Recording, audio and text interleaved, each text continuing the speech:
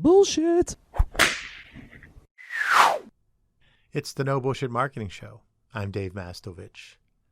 I talk a lot about the Seinfeld storytelling approach as one way that Massolutions helps tell our clients stories. The reason I do that is the show Seinfeld was so strong in telling stories that decades and generations later, people still remember, talk about, and watch Seinfeld. The Seinfeld storytelling approach that I created is based on two parts. One is what you think is nothing is actually something.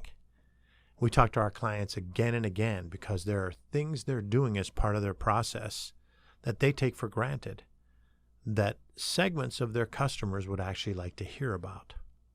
It's common for us to take for granted things we do well. We almost apologize for it. So we encourage clients to let us work with them to figure out those stories that they think are nothing that are actually something. The second part of the Seinfeld storytelling approach that I created says that stories are about people. And one of the major reasons for the success of the show Seinfeld was all those characters that we could relate to. Today, I'm going to take an episode of Seinfeld and make it the focus of this episode of the No Bullshit Marketing Show.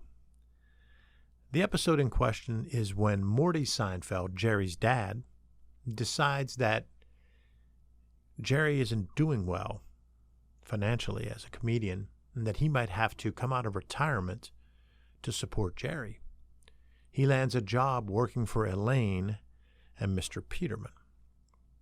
Elaine becomes frustrated and is telling George at the diner about Morty and says how he's just so following her and he's so chatty and he's asking all kinds of questions and so forth.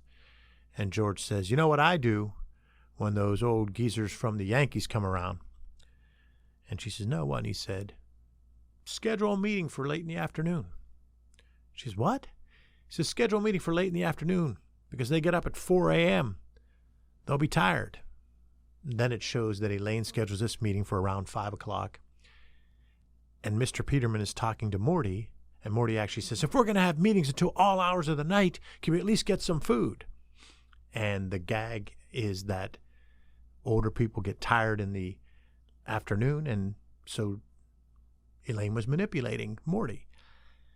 Well, in today's world, we need to talk about this because we have 4 and sometimes 5 generations working together. Definitely baby boomers, Generation X, millennials or Generation Y, and Generation Z, but sometimes even the silent generation. And this is because we're able to live longer, have good quality of life at a later age, and be able to use our minds with all kinds of work that still requires that. It requires thinking and writing and conversing. So you're seeing people stay longer.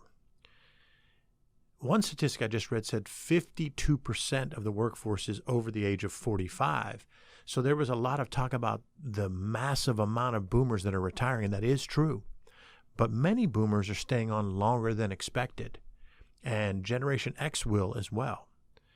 So how do we maximize communication and leverage age diversity? Leverage age diversity. Because diversity brings innovation, diversity of thought. And so diversity of thought can come from all kinds of different ways of diversity. And we need to focus on diversity of all kinds. But the age diversity one is talked about less. And I think it's just a good opportunity for us to focus a little bit today on it. We can do one of two things. We can take all the negative stereotypes of each generation and think about those and joke about those. Okay, boomer. Or we can say, well, let's take the positives of each generation and try to focus on that and leverage this age diversity. Because whatever generation you're in, you love the cool thing they say about that generation, but you don't like the things that they say to criticize that generation. It's for all of them. So you hear about the boomers, all these negatives, and Gen X and so forth, but the people in each generation like the good thing that's said but don't like the other thing. So We need to think in terms of when we communicate. Use the successful ways of communication, the successful theories behind how you can leverage the power of storytelling. There's a science to storytelling. And I'm encouraging you to say, let's look at each generation. Let's try to understand some of these stereotypes that maybe apply to some degree, but they're mostly not that completely accurate, but they apply to some degree. Take both the negative and the positive, and then try to frame how you communicate. Because one of the things that we need to do when communicating is look at our audience. So if we know we're coming into a meeting and it's going to have diversity of age, let's think about that. Not only think about what the person's title is at the company, but also think about their level of experience. Is it 3 years, 10 years, 13 years, 30 years? Think about that level of experience, and then think about that generation they come from, and make that part of your planning when you come in to run a meeting or when you come in to communicate to coworkers. So you're looking at the target audiences and crafting your messaging around that. And the second thing is always think about what do we want their takeaway to be.